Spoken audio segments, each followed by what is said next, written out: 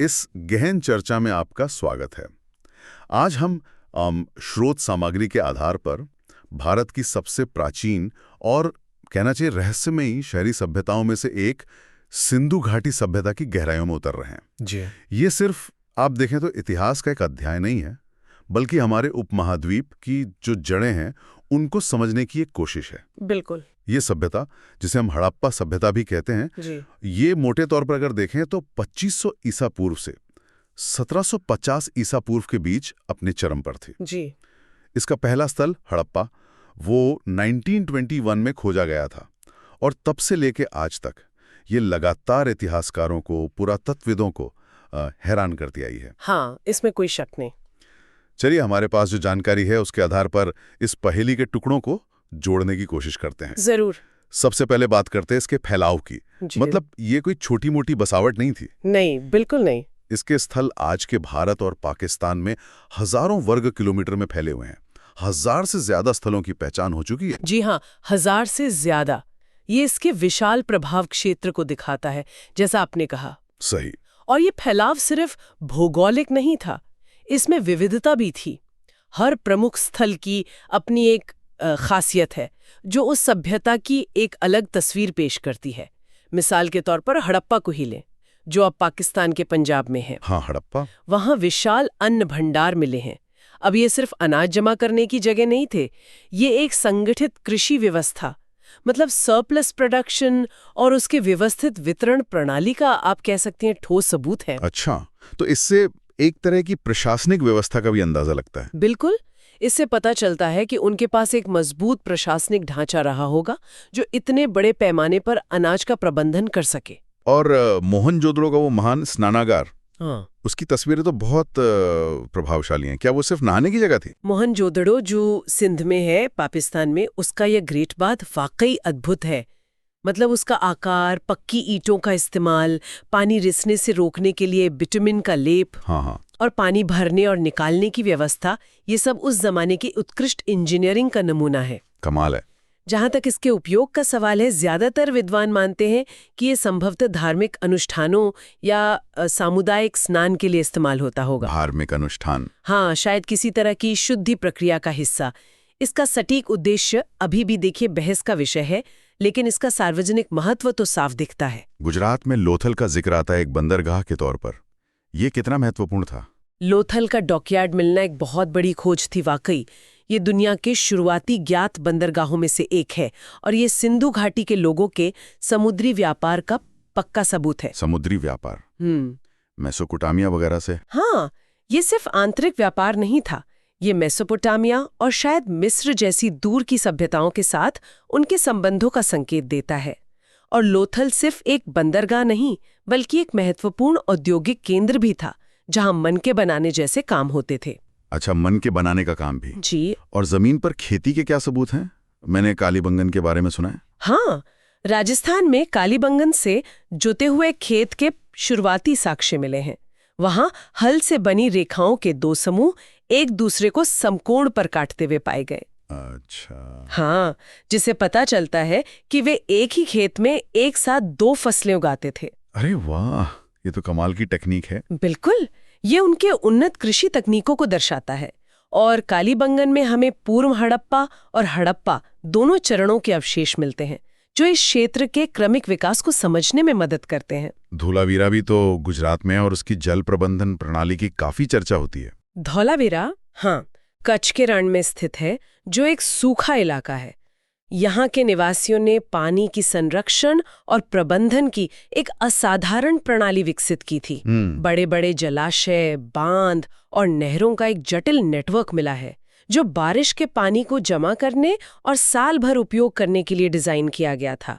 ये उनकी इंजीनियरिंग कुशलता और पर्यावरण के प्रति उनकी समझ का प्रमाण है। सही बात है। धौलावीरा में एक और अनोखी चीज मिली है, एक बड़ा सा साइन बोर्ड जैसा कुछ, जिस पर सिंधु लिपि के 10 बड़े अक्षर खुदे हैं। Sign board? उसका क्या मतलब हो सकता है?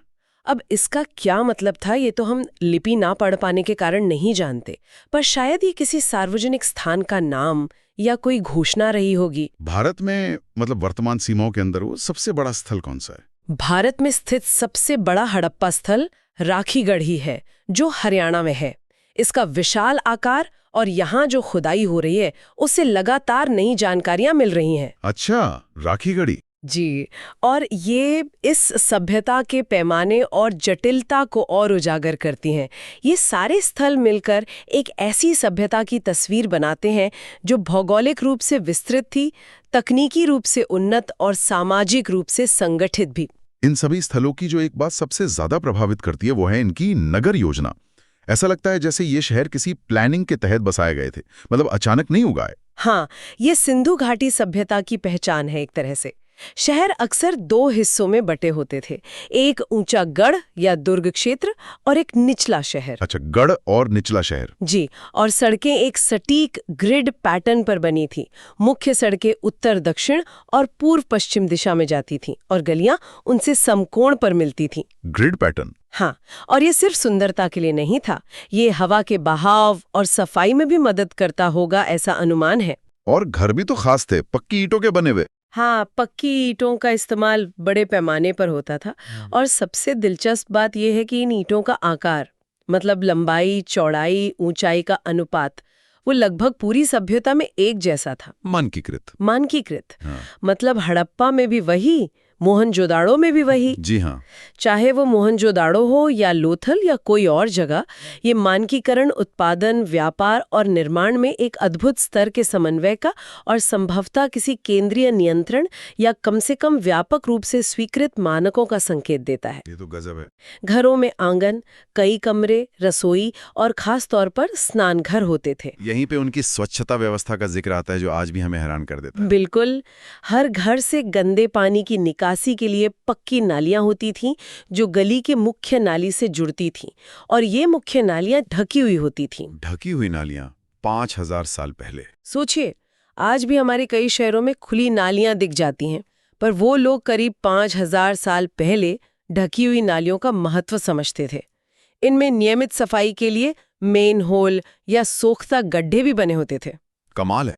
ये सार्वजनिक स्वास्थ्य और स्वच्छता पर उनके जोर को दिखाता है, जो उस युग के लिए असाधारण था। ये सिर्फ तकनीकी उपलब्धि नहीं, बल्कि एक विकसित नागरिक सोच का प्रमाण है। इतनी व्यवस्थित सभ्यता, इतना मानकीकरण, इसे चला कौन रहा था? क्या कोई राजा था, जैसे मिस्र के फराओ या मेसोपोटामिया के शासक? यहीं पर सिंधु घाटी सभ्यता और रहस्यमयी हो जाती है। देखिए, हमें मिस्र की तरह विशाल पिरामिड या राजाओं की भव्य कब्रें नहीं मिलती। हाँ। नहीं मेसोपोटामिया जैसे विशाल महल या शाही अभिलेख। किसी एक सर्वशक्तिमान शासक का स्पष्ट प्रमाण नहीं है। ये बहुत ही अनोखी बात है। तो फिर शासन कैसे चलता था? क्या अनुमान है? कोई तो नियंत्रण रखता होगा ना? अनुमान कई हैं, लेकिन कोई भी सर्वमान्य नहीं है। एक विचार ये है कि शायद सत्ता अलग अलग शहरों या क्षेत्रों में बटी हुई थी और स्थानीय शासक या परिषदें निर्णय लेती थीं। अच्छा, मतलब विकेंद्रीकृत। हो सकता है। कुछ विद्वान मानते हैं कि शासन व्यापारियों या व्यापारिक संघों, जिन्हें मर्चेंट गिल्ड कहते हैं, उनके हाथ में था, क्योंकि व्यापार इस सभ्यता की रीढ़ था। हाँ, व्यापार तो महत्वपूर्ण था ही। एक और संभावना पुरोहित वर्ग के प्रभाव की है, हालांकि बड़े मंदिरों की अनुपस्थिति इस पर सवाल उठाती है। ये भी संभव है कि उनका शासन मॉडल कुछ ऐसा था जिसे हम आज समझ ही नहीं पा रहे हैं, शायद अधिक सामुदायिक या सहयोगात्मक। यानी बिना किसी स्पष्ट राजा के भी इतनी बड़ी, जटिल और मानकीकृत सभ्यता का चलना संभव था। ये थोड़ा अजीब लगता है। साक्ष्य तो इसी ओर इशारा करते हैं। ये अपने आप में एक बहुत बड़ा सवाल है। अगर वाकई कोई केंद्रीय राजा या सम्राट नहीं था, तो फिर ईंटों के आकार से लेके नगर नियोजन तक इतना मानकीकरण कैसे लागू हुआ? हाँ, ये सवाल तो है। किस चीज ने इस विशाल क्षेत्र को सांस्कृतिक और आर्थिक रूप से जोड़े रखा? ये गुत्थी सुलझना अभी बाकी है, और ये हमें शासन के उन मॉडलों पर सोचने को मजबूर करती है जो राजशाही से अलग हों। चलिए अब सीधे अर्थव्यवस्था पर आते हैं। जाहिर है इतनी उन्नत सभ्यता सिर्फ खेती पर निर्भर नहीं रही होगी। कृषि निश्चित रूप से आधार थी। वे गेहूं, जौ, रागी, मटर, तिलहन जैसी कई फसलें उगाते थे, और जैसा हमने कालीबंगन के संदर्भ में देखा, उनकी कृषि तकनीकें काफी विकसित थीं। हाँ, 2 फसलें एक साथ। जी, लेकिन एक चीज जिसने उन्हें दुनिया के नक्शे पर ला दिया, वो था कपास। कपास। हाँ, सिंधु घाटी सभ्यता दुनिया के उन शुरुआती क्षेत्रों में से है जहां कपास उगाया गया और शायद यहीं से ये दुनिया के दूसरे हिस्सों में फैला। कहते हैं सिंडोन शब्द जो यूनानियों ने कपास के लिए इस्तेमाल किया वो शायद सिंध से ही निकला है। अच्छा, ये दिलचस्प है। बिल्कुल। और व्यापार? लोथल के डॉकयार्ड से लगता है कि व्यापार बड़े पैमाने पर होता था। हाँ, व्यापार उनके अर्थव्यवस्था का एक महत्वपूर्ण स्तंभ था। आंतरिक व्यापार तो था ही, लेकिन उनका बाहरी व्यापार भी काफी फैला हुआ था। हमें मेसोपोटामिया यानी आज का इराक, हाँ, इराक, वहां के शहरों जैसे उर, केश, लगाश में सिंधु घाटी की बनी मोहरें, मनके और बर्तन मिले हैं। अच्छा, वहां इनकी चीजें मिली हैं। जी, और मेसोपोटामिया के अभिलेखों में मेलुहा नाम की जगह का जिक्र है जहां से वे व्यापार करते थे। ज्यादातर विद्वान मानते हैं कि मेलुहा सिंधु क्षेत्र का ही नाम था। मेलुहा, सिंधु क्षेत्र। हाँ, वे संभवतः कपास, लकड़ी, हाथीदांत, तांबा, सोना और कीमती पत्थर जैसी चीजें निर्यात करते थे। और वो हजारों मोहरें जो मिली हैं, सील्स जो मिली हैं, जी, उनका क्या काम था? सिर्फ व्यापार के लिए? वो छोटी छोटी? हाँ, वो छोटी, ज्यादातर चौकोर, सेलखड़ी की बनी मोहरें। ये सिंधु सभ्यता की सबसे विशिष्ट कलाकृतियों में से एक है। इन पर जानवरों की शानदार नक्काशी होती थी, खासकर एक सींग वाला जानवर जिसे यूनिकॉर्न कहते हैं, कुबड़ वाला बैल, हाथी, बाघ। यूनिकॉर्न, हाँ, वो बहुत दिखती है। जी, और साथ में सिंधु लिपि के कुछ अक्षर खुदे होते थे। इनका सबसे आम अनुमान यही है कि ये व्यापार में भेजे जाने वाली चीजों के गट्ठरों पर ठप्पा लगाने के काम आती थीं। जैसे आज सील लगाते हैं? हाँ, कुछ वैसा ही, जिसे मालिक की पहचान या माल की गुणवत्ता सुनिश्चित होती थी। लेकिन ये भी संभव है कि इनका उपयोग पहचान पत्र, तावीज या किसी धार्मिक या प्रशासनिक कार्य के लिए भी होता हो। इनका सटीक कार्य अभी भी पूरी तरह स्पष्ट नहीं है, पर ये उनके संगठित समाज, कलात्मक कौशल और लिपि के प्रयोग का पक्का प्रमाण है। इसके अलावा धातु उद्योग भी उन्नत था। वे तांबे और कांसे के औजार, हथियार और बर्तन बनाने में माहिर थे। व्यापार और योजना के अलावा उनकी कलात्मकता भी तो कमाल की है। मोहनजोदड़ो की वो कांसे की नर्तकी, वो तो बहुत प्रसिद्ध है। हाँ, मोहनजोदड़ो से मिली लगभग 10 साढ़े 10 सेंटीमीटर ऊंची कांसे की नृत्य करती हुई बालिका डांसिंग गर्ल की मूर्ति विश्व प्रसिद्ध है। इसे लॉस्ट वैक्स तकनीक से ढाला गया था, जो उनके धातु कर्म के ज्ञान को दर्शाता है। लॉस्ट वैक्स तकनीक, वाह जी। और उसकी आत्मविश्वास भरी मुद्रा और शारीरिक बनावट में एक स्वाभाविकता है जो अद्भुत है। एक और महत्वपूर्ण मूर्ति हड़प्पा से मिली है, जिससे अक्सर प्रीस्ट किंग या पुजारी राजा कहा जाता है। एक दाढ़ी वाले व्यक्ति की सेल खड़ी की मूर्ति जिसने शॉल ओढ़ रखी है। प्रीस्ट किंग, लेकिन पक्का नहीं कि वो प्रीस्ट था या किंग। हाँ, ये नाम अनुमान पर आधारित है, क्योंकि हम नहीं जानते कि वो पुजारी था या राजा या दोनों, या शायद कुछ और ही। और इनके अलावा भी तो बहुत कुछ मिला है, मिट्टी की मूर्तियां वगैरह। बिल्कुल, बड़ी संख्या में टेराकोटा यानी पकी मिट्टी की मूर्तियां मिली हैं। इनमें मातृ देवी की कई मूर्तियां हैं, जो शायद उर्वरता या देवी पूजा का संकेत देती हैं। जानवरों, पक्षियों और मानव आकृतियों की मूर्तियां भी हैं। बच्चों के खिलौने भी, हाँ, बच्चों के खेलने के लिए मिट्टी की गाड़ियां, सीटियां, जानवरों के खिलौने और पासे भी मिले हैं। अच्छा, आभूषण बनाने की कला भी उन्नत थी। सोने, चांदी, तांबे, कांसे, कीमती पत्थरों जैसे कार्नेलियन, लैपिस लाजुली, अच्छा, शंख और मिट्टी के बने सुंदर हार, कंगन, बालियां और मनके मिले हैं। ये सब उनके विकसित सौंदर्य बोध, शिल्प कौशल और रोजमर्रा की जिंदगी की झलक देते हैं। कला में मातृ देवी का जिक्र आया तो उनके धार्मिक विश्वासों के बारे में और क्या पता चलता है? क्या वे आज की तरह पूजा पाठ करते थे? उनके धार्मिक जीवन के बारे में हमारी समझ, देखिए, मुख्य रूप से मोहरों, मूर्तियों और कुछ संरचनाओं पर ही आधारित है, क्योंकि कोई लिखित ग्रंथ नहीं है जिन्हें हम पढ़ सकें। हाँ, ये तो है। जैसा आपने कहा, मातृ देवी या प्रकृति देवी की पूजा काफी प्रचलित लगती है, जो शायद उर्वरता और जीवन देने वाली शक्ति का प्रतीक थी। एक और प्रसिद्ध मोहर है जिस पर एक त्रिमुखी आकृति योगी की मुद्रा में बैठी है, जिसके सिर पर सींगों वाला मुकुट है और चारों तरफ पशु हैं, हाथी, बाघ, गैंडा, भैंसा। हाँ, वो पशुपति सील जिसे कहते हैं। जी, और नीचे 2 हिरण हैं। कुछ विद्वानों ने इसे पशुपति यानी पशुओं का स्वामी कहा है और इसे भगवान शिव का आदि रूप माना है। अच्छा, लेकिन इस व्याख्या पर काफी बहस है। अच्छा, बहस है इस पे? हाँ, क्योंकि समान आकृतियां अन्य प्राचीन संस्कृतियों में भी मिलती हैं और इसका निश्चित अर्थ निकालना मुश्किल है। इसे शिव का ही रूप मानना थोड़ा जल्दबाजी हो सकती है। प्रकृति पूजा के और क्या संकेत हैं? पशु पूजा के स्पष्ट प्रमाण है। खासकर कुबड़ वाला बैल मोहरों पर अक्सर दिखता है। पीपल जैसे पेड़ों की पूजा के भी संकेत मिलते हैं। कुछ जगहों पर अग्नि वेदिकाएं या हवन कुंड जैसी संरचनाएं मिली हैं। हवन कुंड? हाँ, जो शायद अग्नि पूजा की ओर इशारा करती हैं। पानी का महत्व हमने ग्रेट बाथ के संदर्भ में देखा ही, जो शायद धार्मिक शुद्धि से जुड़ा था। लेकिन ये अजीब ने कि इतने बड़े शहरों में मंदिर जैसी कोई भव्य इमारत नहीं मिली, जैसे मिस्र या मेसोपोटामिया में थे। ये वाकई एक महत्वपूर्ण और अनोखी बात है। मिस्र और मेसोपोटामिया के विपरीत, जहां विशाल मंदिर परिसरों का निर्माण हुआ, सिंधु घाटी में ऐसी कोई पहचान योग्य मंदिर संरचना नहीं मिली है। तो पूजा कहाँ करते थे? इससे लगता है कि शायद उनके धार्मिक अनुष्ठान अधिक व्यक्तिगत, पारिवारिक या सामुदायिक स्तर पर होते थे, या शायद वे खुले स्थानों, नदियों के किनारे या पेड़ों के नीचे पूजा करते थे। हो सकता है धर्म उनके सामाजिक जीवन में रचा बसा था, न कि अलग संस्थागत रूप में। ये उनके समाज की एक और पहेली है। और इन सब पहेलियों में सबसे बड़ी पहेली शायद उनकी लिपि है, जिसे आज तक कोई पढ़ नहीं पाया। निश्चित रूप से ये सबसे बड़ा रहस्य है शायद। सिंधु सभ्यता की अपनी एक अनूठी लिपि थी, जिसमें लगभग 400 से 600 तक विभिन्न चिन्ह पहचाने गए हैं। 400 से 600 चिन्ह?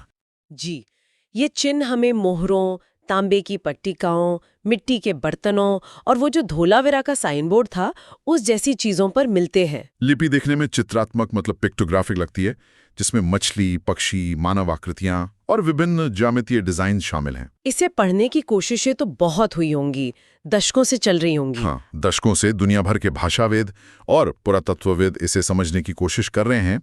अलग अलग भाषाओं जैसे द्रविड़, इंडो आर्यन, सुमेरियन से इसका संबंध जोड़ने की कोशिशें हुई हैं। कंप्यूटर विश्लेषण का उपयोग किया गया है, लेकिन नतीजा कुछ नहीं। अभी तक कोई भी प्रयास सर्वसम्मति से स्वीकार नहीं किया गया है। एक बड़ी चुनौती ये है कि हमें कोई द्विभाषी लेख नहीं मिला है, जैसे मिस्र की लिपि को समझने के लिए रोजेटा स्टोन मिला था। हाँ, रोजेटा स्टोन। और लेख भी बहुत छोटे छोटे हैं। ज्यादातर मोहरों पर बस कुछ ही चिन्ह हैं। आमतौर पर यह लिपि दाएं से बाएं लिखी जाती थी। दाएं से बाएं, जैसे उर्दू। कुछ वैसा ही। अगर ये लिपि पढ़ ली जाए तो इस सभ्यता की समाज, शासन, धर्म, ज्ञान विज्ञान के बारे में हमारी समझ में क्रांति आ सकती है। ये आज भी अनुत्तरित सबसे बड़े रहस्यों में से एक है। और फिर आता है इस महान सभ्यता के अंत का सवाल। लगभग 1750 ईसा पूर्व के आसपास ये शहर वीरान क्यों होने लगे? इतनी उन्नत सभ्यता का पतन कैसे हो गया अचानक से? ये भी एक जटिल प्रश्न है, जिसका कोई एक सीधा जवाब नहीं है। ऐसा लगता है कि पतन अचानक नहीं हुआ, बल्कि धीरे धीरे हुआ, और इसके कारण शायद अलग अलग क्षेत्रों में अलग अलग रहे होंगे। कोई एक घटना नहीं, बल्कि कई कारकों के मिले जुले प्रभाव ने भूमिका निभाई। अच्छा, तो क्या कौन से कारक प्रमुख माने जाते हैं? एक प्रमुख कारक पर्यावरणीय बदलाव लगता है, जैसे जलवायु परिवर्तन, संभवतः मानसून के पैटर्न में बदलाव और बढ़ते शुष्क मौसम ने कृषि को प्रभावित किया होगा। हाँ, पानी की कमी। बिल्कुल। सिंधु और उसकी सहायक नदियों, खासकर पौराणिक सरस्वती नदी के मार्ग बदलने या सूख जाने से जल संसाधनों पर भारी असर पड़ा होगा, जिससे बस्तियों का उजड़ना स्वाभाविक था। प्राकृतिक आपदाएं जैसे विनाशकारी बाढ़, हाँ, जिसके निशान मोहनजोदड़ो जैसी जगहों पर मिले हैं, और भूकंप भी जिम्मेदार हो सकते हैं। और व्यापार में गिरावट का भी असर पड़ा होगा, जो मेसोपोटामिया से होता था। निश्चित रूप से, जैसा हमने चर्चा की, उनका व्यापार मेसोपोटामिया जैसे दूर के क्षेत्रों पर निर्भर था। अगर उन क्षेत्रों में राजनीतिक अस्थिरता आई या व्यापार मार्ग बाधित हुए, तो सिंधु सभ्यता की शहरी अर्थव्यवस्था, जो व्यापार पर बहुत निर्भर थी, वो चरमरा गई होगी। इसके अलावा संसाधनों का अत्यधिक दोहन और जनसंख्या का दबाव भी कारक हो सकते हैं।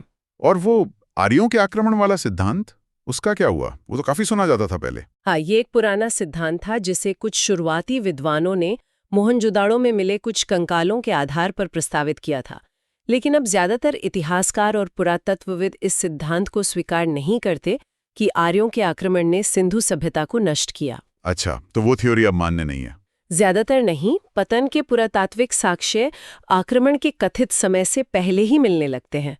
हालांकि ये संभव है कि बाद के काल में मध्य एशिया से लोगों का प्रवास हुआ हो और उसका कुछ प्रभाव पड़ा हो, लेकिन वे पतन का मुख्य कारण नहीं थे। संक्षेप में पतन संभवतः पर्यावरणीय, आर्थिक और शायद कुछ सामाजिक राजनीतिक कारकों का मिला-जुला परिणाम था। तो सिंधु घाटी सभ्यता सिर्फ खंडरों का ढेर नहीं, बल्कि भारतीय उपमहाद्वीप की शहरी सभ्यता की नींव है। यह हमें दिखाती है कि लगभग 5000 साल पहले हमारे पूर्वज नगर नियोजन, इंजीनियरिंग, स्वच्छता, कला और शायद सामाजिक संगठन के मामले में कितने आगे थे। ये वाकई हमें सोचने पर मजबूर करती है। बिल्कुल। और ये पूरी चर्चा हमें एक बुनियादी सवाल पर वापस लाती है, जो शायद लिपि के रहस्य से भी ज्यादा गहरा है। वो ये कि कैसे एक इतनी विशाल, सुव्यवस्थित और तकनीकी रूप से उन्नत शहरी संस्कृति, जो हजारों किलोमीटर में फैली थी सदियों तक, स्पष्ट रूप से किसी एक छत्र राजा या केंद्रीय सैन्य शक्ति के बिना इतनी सफलतापूर्वक टिकी रही। हाँ, ये बात तो है। मिस्र या मेसोपोटामिया के साम्राज्यों से अलग। हाँ, उनसे अलग। यहाँ वो क्या था जो समाज को जोड़े हुए था? क्या वो कोई अनोखा प्रशासनिक मॉडल था, या व्यापारिक नेटवर्क का प्रभाव, या फिर कोई गहरी सांस्कृतिक एकता? सोचने वाली बात है। और शायद सबसे अहम सवाल ये है कि क्या उस प्राचीन व्यवस्था के संगठन और आप कह सकती हैं लचीलेपन से आज के जटिल समाजों के लिए कोई सबक छिपा है? ये एक ऐसा प्रश्न है जो हमें इतिहास के पन्नों से निकाल